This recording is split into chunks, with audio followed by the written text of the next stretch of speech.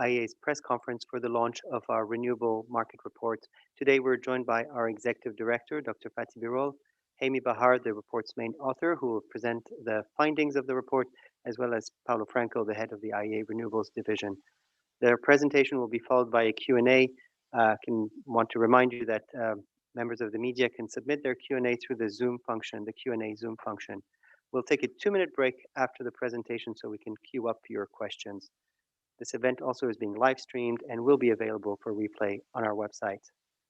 Please note also that all of our findings and the entire report is available for download for free. And we've also inaugurated this morning a new data dashboard that is online with all of the data that is also available online. With that, Dr. Birol, the floor is yours.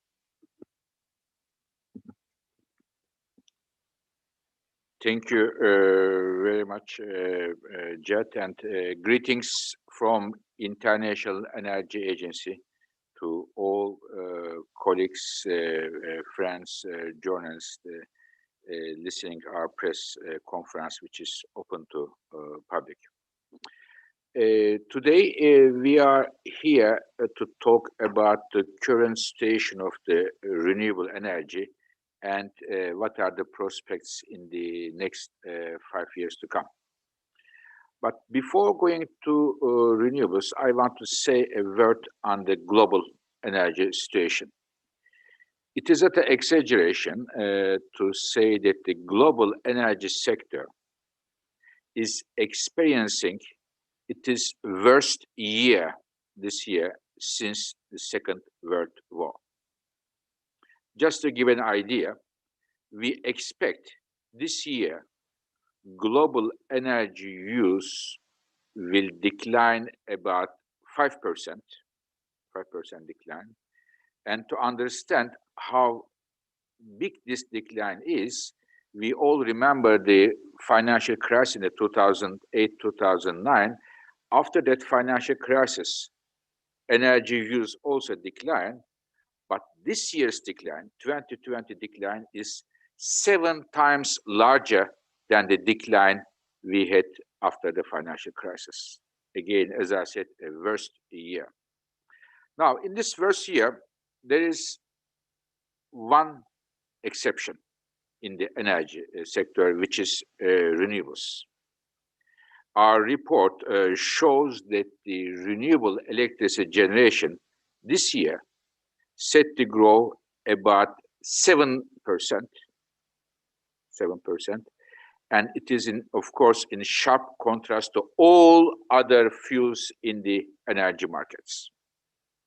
It is mainly driven by solar and wind, but again, a big contrast to all others, and one can say that the renewable is, it appears to be, renewables is immune to COVID and COVID implications, and as such, a very strong growth. So this is for this year, energy and renewables. If you look at the next 5 years, we see that the trend is continuing very strongly, and the number, a very impressive number coming from our report, says that about 90% of the growth in the total world electricity capacity comes from renewables. About 90%, it means almost everything, driven by China, United States, but also coming Europe, India, very strong growth. And as a result of this growth and the developments in the other fuels, gives us a very important, and in my view, historic message. Just before 2025, renewables will overtake coal and will be the #1 source of electricity generation.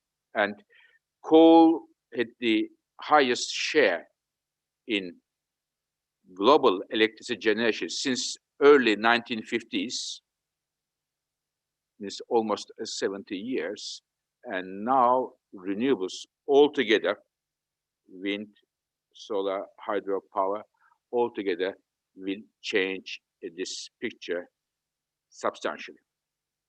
And, and if major countries such as United States and China will change their policies to push the renewables stronger, this overtaking coal by renewables may well be sooner than the 2024, 2025.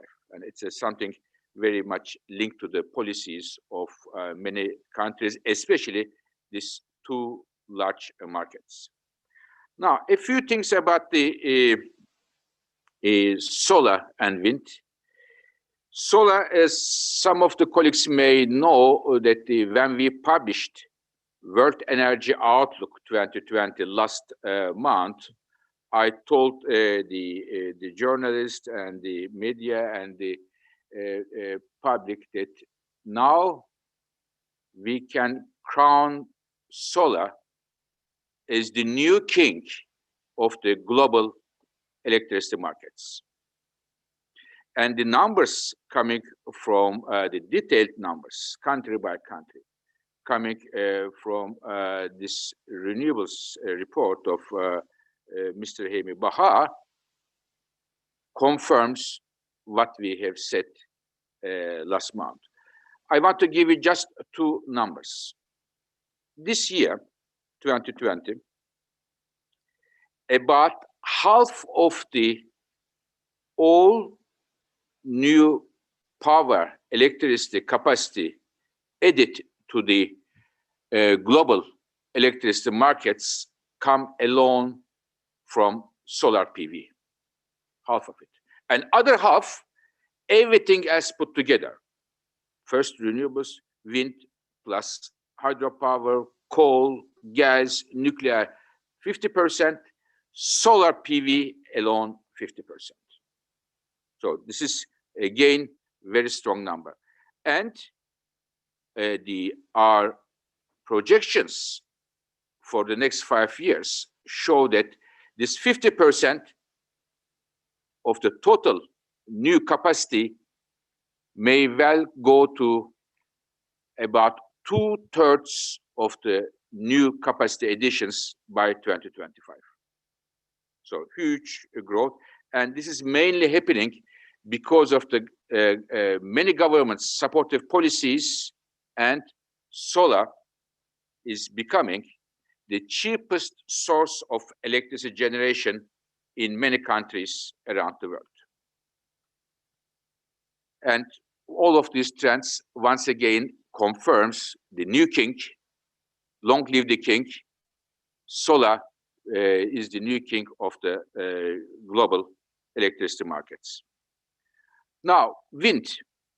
Wind is also growing very strongly, very, very strongly, both onshore and offshore wind. We see the growth everywhere around the world. And the offshore wind growth is spectacular, driven by two things. One, the cost declines. We expect about 40% of cost declines in the offshore wind in the next 5 years. As we have, some of you may remember, last year we made a special report on the offshore wind outlook. In line with that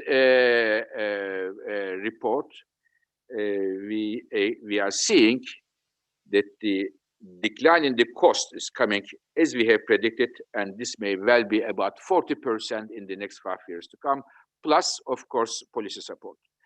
There is a huge potential across the world, in Europe, but also United States, China, Japan, a lot of potential. We will see also wind to grow strongly. Now, two last points from me before passing the floor to my colleague. The investors' appetite. We at the IEA look at the, of course, investments across the energy sector very, very closely. Oil, gas, coal, electricity, nuclear, renewables, grids. And I can tell you that there is a very strong investor appetite for renewables, much stronger than the overall appetite for the total energy sector. I just want to give you one number. My colleagues gave me this morning coming from just fresh from India, a major market. What my colleagues tell me is that the over the first half of this year, 2020, 15 gigawatts of new solar PV and wind capacity was awarded in India. So 15 gigawatt, the first half of 2020. And this is equal to the entire year of 2019, which was a normal year from an economic point of view. And 2020, only half is equal to the entire 2019 in India. And I can tell you, India is not an exception. In Europe, for example, in offshore, in Netherlands, UK, France, we see similar trends. Now, I have given you a lot of good news about renewables. Let me finish with a heads up message. Renewables growth is coming mainly from the renewables in electricity generation. And there are opportunities to make use of the renewables potential in other parts of the other sectors, the energy where we use energy. Some of you may remember that last summer, we made a report together with the International Monetary Fund, a sustainable recovery plan, and where we said, this is a golden opportunity. Let us put the clean energies, renewables, efficiency, modern grid, at the heart of the recovery packages. But what we see is that not many countries are going in this direction. A few of them, yes, but I want to highlight one topic. In my view, a missed opportunity, which is about the biofuels and the aviation sector. We know that the aviation sector, similar to many other parts of the economy, is going through very difficult times, and many governments, rightly so, supporting the aviation sector. But in some countries, we look at the numbers, in some countries, governments give the support with a encouragement or a condition to enhance the use of modern biofuels for aviation.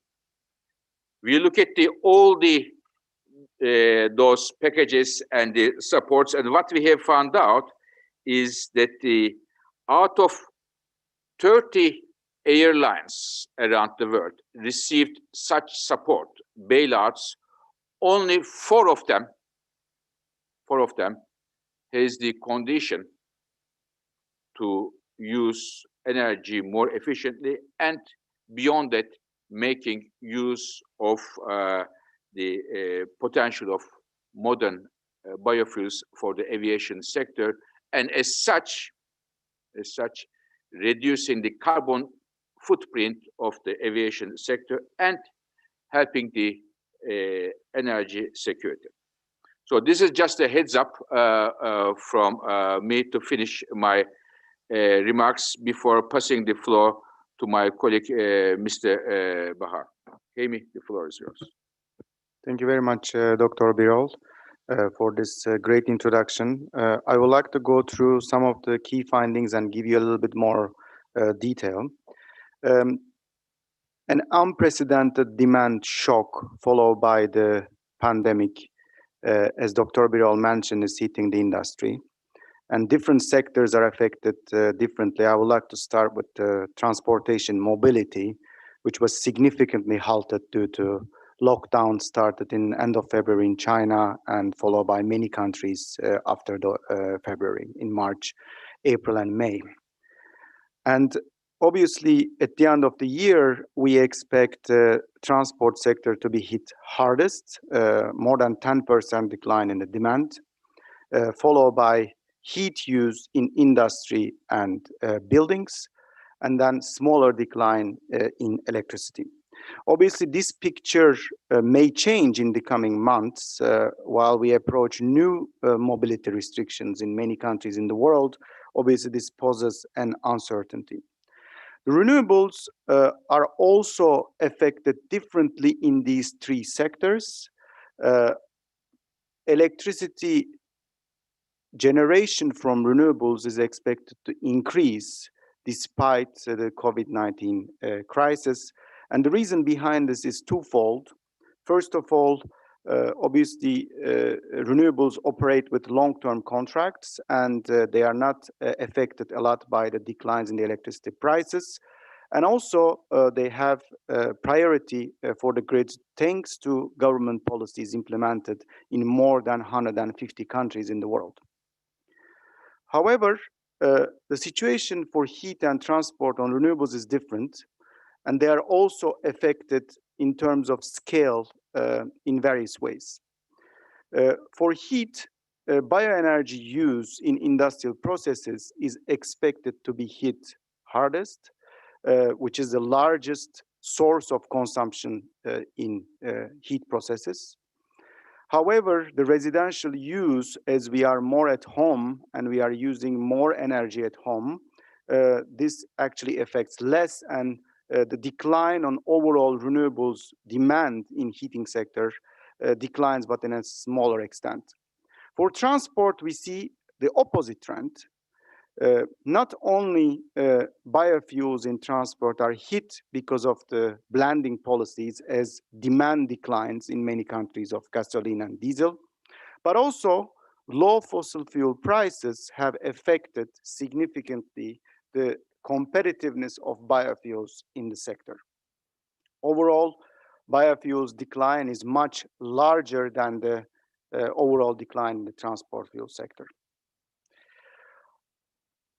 Let's say that electricity is significantly operating and performing better than the other parts of the sector in renewables, as Dr. Birol mentioned. We looked at the resilience indicators in this report, which we have a completely separate chapter about this, to understand how in various ways renewable sector performs.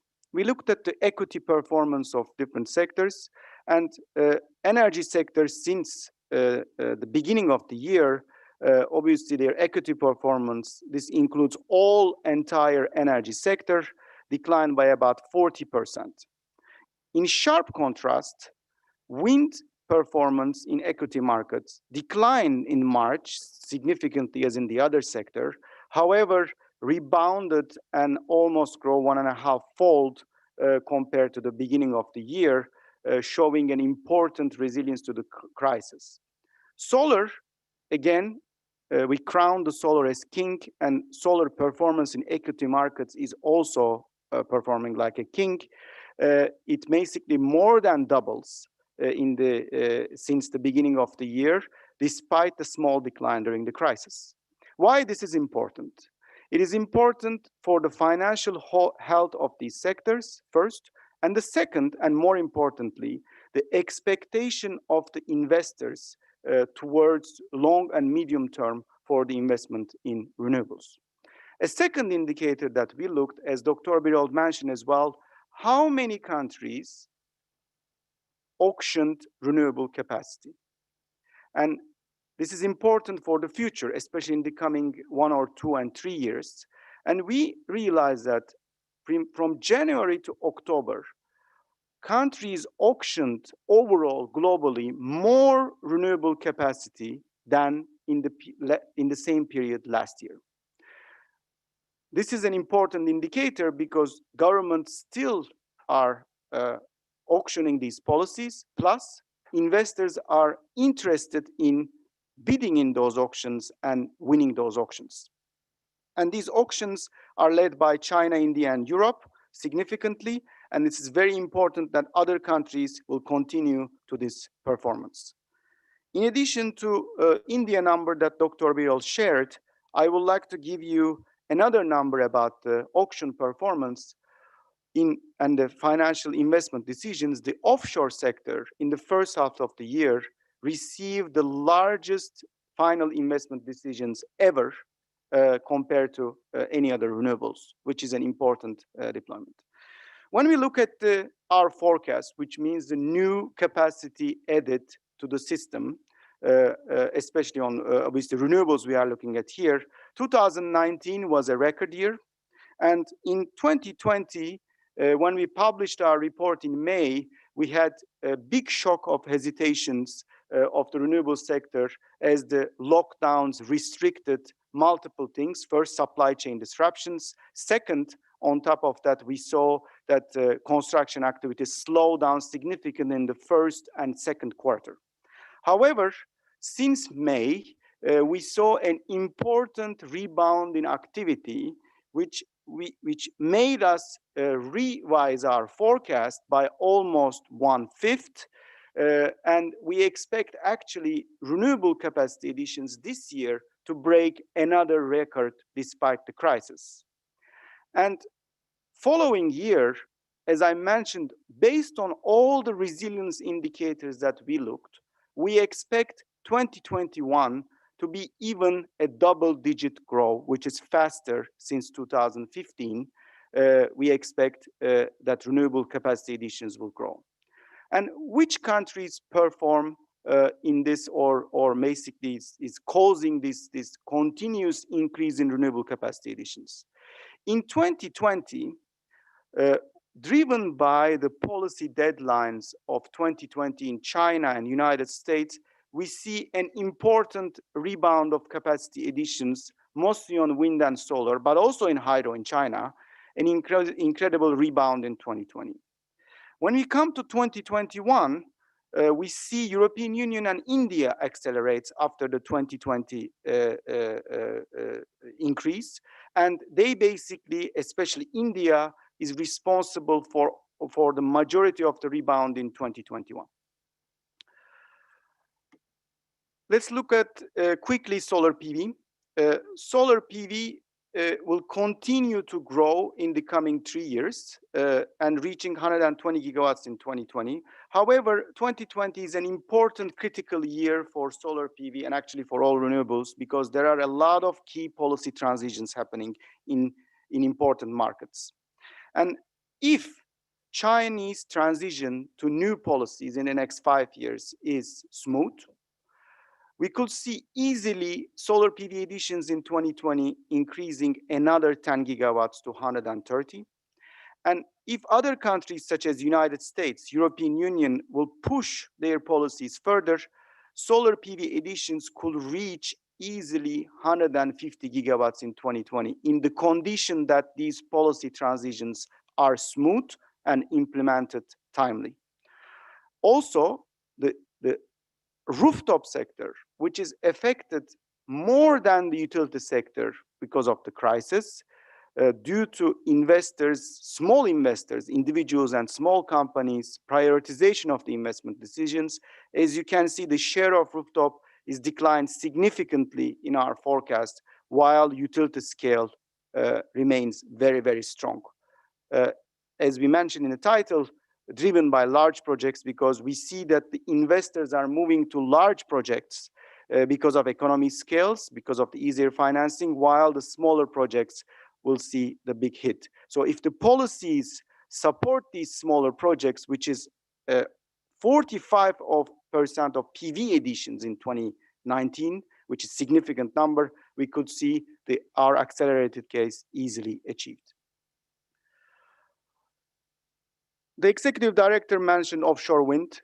We see a big gear shift in offshore wind in the coming 5 years, and also a geographical shift.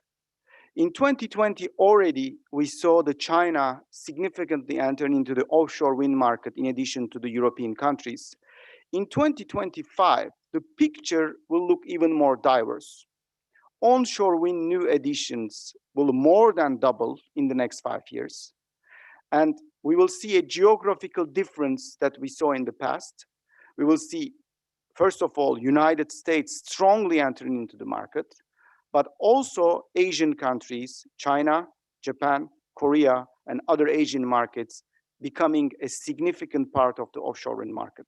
And in just 5 years, the share of offshore wind in overall wind additions is expected to reach 20%, which is doubling in that sense.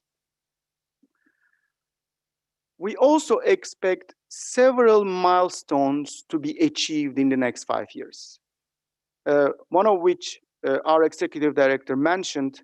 Today, coal provides still a significant part of the electricity system, is the largest source in electricity generation. However, this picture will change in 2025. We expect renewables to surpass coal in 2024-25 period if accelerated policy is implemented even earlier. And we expect that in this period, wind and solar capacity are going to increase as such that combined of wind and solar total installed capacity will surpass natural gas in 2023, coal in 2024.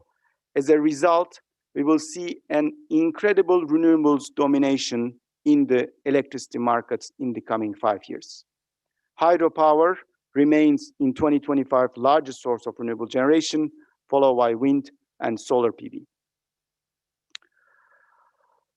The aviation sector, as I mentioned, is the sector which is hit hardest in terms of the COVID-19 crisis, and it is the sector, rightly so, received one of the most bailouts in order to help these companies to survive these difficult times.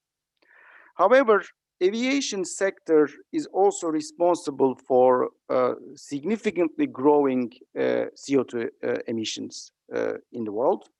And it is the sector which is really difficult to decarbonize. We looked at 30 bailouts, which totaled about almost $80 billion provided to 30 airlines. And we saw that only 4 of them were subject to environmental conditions, which includes efficiency requirements, reducing the short routes, and so on and so forth. And only 2 of them had an obligation to use sustainable aviation fuels blending, mostly in European countries. And obviously, if those 30 countries were put in a place to obligate 2% advanced biofuels in their consumption, we could see a 50 times higher consumption, which makes the market and costs completely different. And that's why we are asking a question if it's a missed opportunity for sustainable aviation fuels. On this note, I would like to give the floor to Dr. Birol to give the conclusions. Thank you very much. Thank you very much. So I think we cover almost all the points. Just to sum up, we are seeing in very difficult conditions, COVID conditions, renewables being immune to COVID, and this year growing very, very strongly. And in the next years to come, still renewable solar, the king solar, but also wind, especially offshore wind, set to grow and dominate the growth in global electricity markets. And as such, latest by 2024, renewables will overtake coal as the #1 source of electricity generation. And I believe it can well happen before, major economies such as US and China would continue to increase their support in renewables. Investor appetite is very strong for renewables. They will continue, both solar and wind. But when we look at the renewables outside of the electricity generation, as my colleagues did, for example, the aviation sector and biofuels, we see that they may well benefit from the sustainable recovery packages in terms of getting a government support or incentive. So, dear colleagues, just to finish that, we see the strong growth of renewables is a wonderful, optimistic signal for global clean energy transitions. Thank you.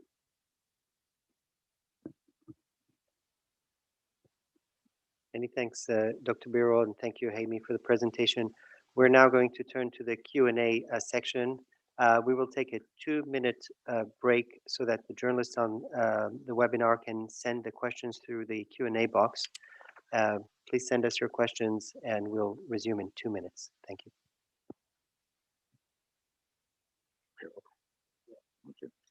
Çok güzel, çok güzel geçti. Çok güzel geçti. Şimdi sen bana şimdi ilk gece bizde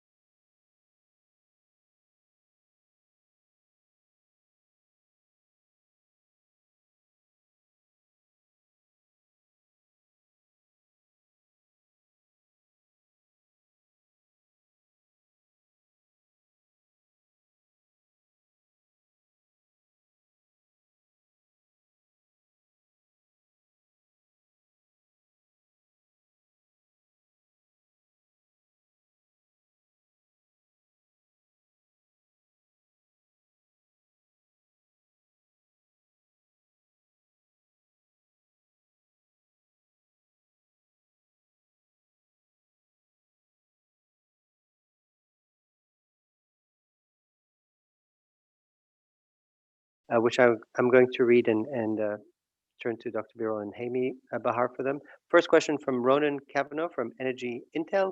Beyond the symbolism, what difference could a U.S. return to the Paris Agreement make? Question for you, Dr. Birol. Second question, only 4 out of 30 airlines that received bailouts were subject to environmental conditions. What were those airlines? Perhaps we can start with those 2 questions. Thank you. Okay, thank you. First question from the Energy Intel. Beyond symbolism, what does it mean US return to Paris Agreement? Of course, we don't know yet what the decisions will be made in the United States, but the next administration's policies include going back to Paris Agreement. I think US going back to Paris Agreement means much more than symbolism. Symbolic. It's much more than that. It will definitely give a very strong momentum in the fight against climate change. This is a political momentum on the business side, but also in terms of numbers. When we look at the countries who have pledged for a net zero 2050, EU, UK, Canada, Japan, Korea, China around 2060, and if US is added to that group, over 60% of the global emissions today is going to be only with these countries would come from those countries who commit to net zero 2050 if the US is part of it. But beyond those, I would think that the US returning back to Paris Agreement will provide an unprecedented political momentum in the fight against climate change. The second question is from the other journalist, what are the 4 out of 30 airlines received bailouts that are subject to conditions? As far as I can remember, yes, here they are. Air France, KLM, Austrian, and Swiss. Air France, KLM, Austrian, and Swiss are the 4 airlines that enjoyed the bailouts with the environmental conditions attached. Thank you. Many thanks, Dr. Birol. 2 more questions. One from Stanley Reed from the New York Times. What % of renewable electricity power capacity is being added this year? Perhaps this is for you, Haimi. We have another question about the US from Christopher Hobson, Recharge News. Following the US election results, how do you see the future growth projects for renewables in that country? Amy? Maybe I start quickly in the first question. We expect this year 200 gigawatt of renewable capacity additions in 2020 that will come online, more than half of which will come from solar PV. And overall, this represents 90% of the increase in the entire power capacity. Thank you. Okay, let me come back to the other question about US. US is already doing a very good job when it comes to renewables, both on solar and wind. But looking at the next administration's renewable policies, one can expect a very strong growth here too. We have looked at what could be the implications of implementing those policies that the next administration said they would do. To put it very simple, today in the United States, we have about 180 gigawatts of solar and wind, which have been built years and years, and today it is 180 gigawatts. And with those policies, which have been set by the next administration they will put in place, this number can go to 380 gigawatts, namely more than doubled in 5 years. So 180 gigawatts, which have been built years and years up to now, as of today, can be more than doubled with the new policies in the United States, which will be a very important part of the decarbonization of the US power sector, and at the same time, of course, would give a strong push to global CO2 emission reduction efforts. Thank you very much, Dr. Birol. two last questions, perhaps just to be mindful of the time. Um, One from Sharon Wasbrough from Lizico, perhaps for you, Hami. If renewable become number one in capacity before coal generation for electricity generation in 2025, does this mean renewable will be number one electricity producers in 2025 in the world? What could be the impact of the interruption in renewables for electricity production? And perhaps a question on for you, Dr. Birol, from Nigel Blackaby from Clarion Events. What does the IEA expect the role of nuclear power generation to be in the period studied? Thank you. For the renewables generation, yes, we expect they become the largest source of electricity generation in 2025, reaching 1/3 of the global electricity system. However, when we say renewables, we just don't mention wind and solar PV. Hydropower in 2025 remains and provides 50% of global renewable electricity, which is partly and mostly dispatchable, and only some of the plants are less dispatchable than others, such as run-of-river plants. So majority will be still provided by hydropower, while obviously increasing share of wind and solar requires additional policies by the governments to address system integration challenges. And I would like to remind that we have a specific analysis on this related to system integration. And also, all these numbers are easily accessible on our website. All these generation and capacity numbers. I invite everybody to go to our dashboard and the data visualization tool, which provides all the detailed information by more than 40 countries and regions. Thank you.